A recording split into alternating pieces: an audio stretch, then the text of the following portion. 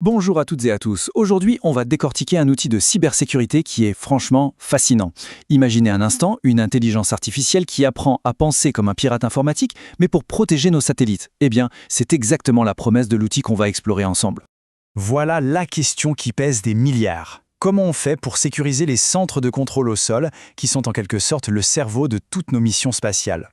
La réponse pourrait bien se trouver dans un projet open source super ingénieux et qui, tenez-vous bien, a été conçu par une seule et même personne.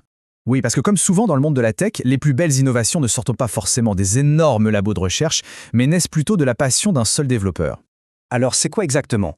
L'outil s'appelle ATTC Ground Segment Threat Graph. Il a été créé par Thierry Mezen. Et en gros, c'est un projet open source qui donne un vrai super pouvoir aux analystes en cybersécurité, celui d'anticiper et de contrer les attaques grâce à l'intelligence artificielle. Et c'est là que l'histoire devient vraiment intéressante. Le fait que l'outil se concentre sur le secteur spatial, ce n'est pas du tout un hasard.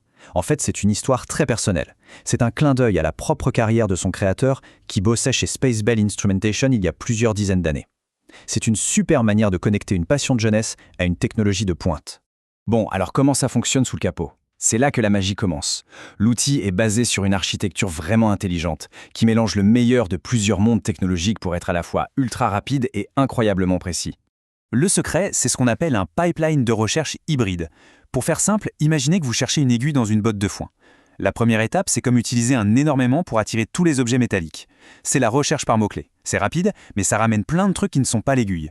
Et ensuite, une IA super intelligente vient examiner ce tas de métal et grâce à sa compréhension du contexte, elle est capable d'identifier la véritable aiguille.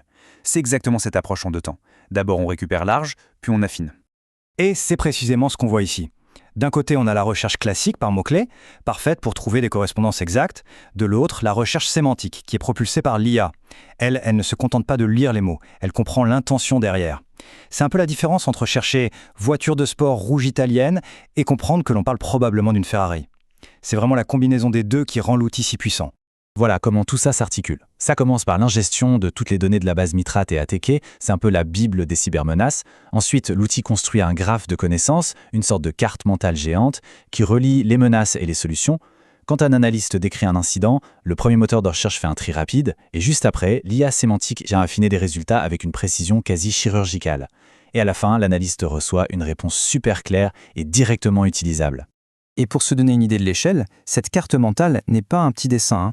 On parle de 735 points de données qui représentent les attaques et les défenses et qui sont reliés entre eux par plus de 1400 connexions.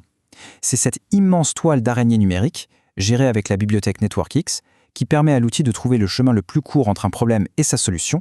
Bon, la théorie, c'est bien beau, mais voyons ce que l'outil a vraiment dans le ventre. On va se mettre dans la peau d'un analyste en cybersécurité, en pleine action, au moment où il reçoit une alerte critique. Alors voilà. L'écran de l'analyste s'allume avec cette alerte, écrite en langage tout à fait normal. C'est le genre de message qui fait monter le stress d'un coup. Une connexion qui n'a rien à faire là, quelqu'un qui essaie de se balader sur le réseau. La grande question c'est, on commence par où?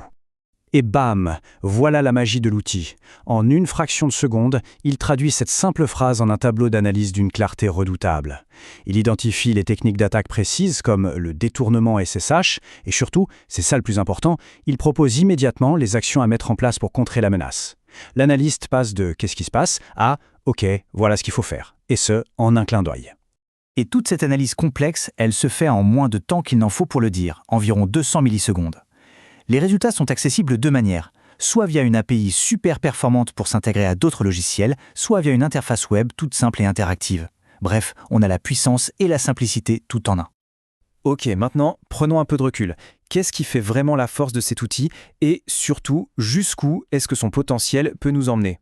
Pour résumer, on a une recherche sémantique qui comprend vraiment le contexte, un graphe de connaissances qui connecte les points entre les menaces, une performance de haut niveau et une interface facile à utiliser. Et le meilleur dans tout ça, c'est que c'est open source. Juste une petite précision de l'auteur, pour l'instant l'outil fonctionne uniquement en anglais, tout simplement parce qu'il se base sur les données de Mitre ATTC qui sont exclusivement dans cette langue. Et c'est peut-être ça l'aspect le plus génial du projet. Même s'il est né d'une passion pour le spatial, son moteur, lui, est complètement universel. N'importe quel secteur, que ce soit la finance, la santé, l'industrie, qui s'appuie sur le framework Mitre ATTK, pourrait l'adopter pour renforcer sa propre cybersécurité. L'outil, en fait, est totalement agnostique.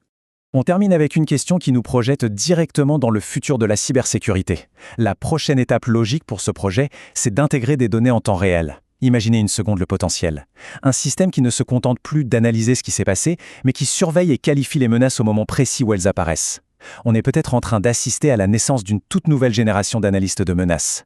Des analystes entièrement automatisés.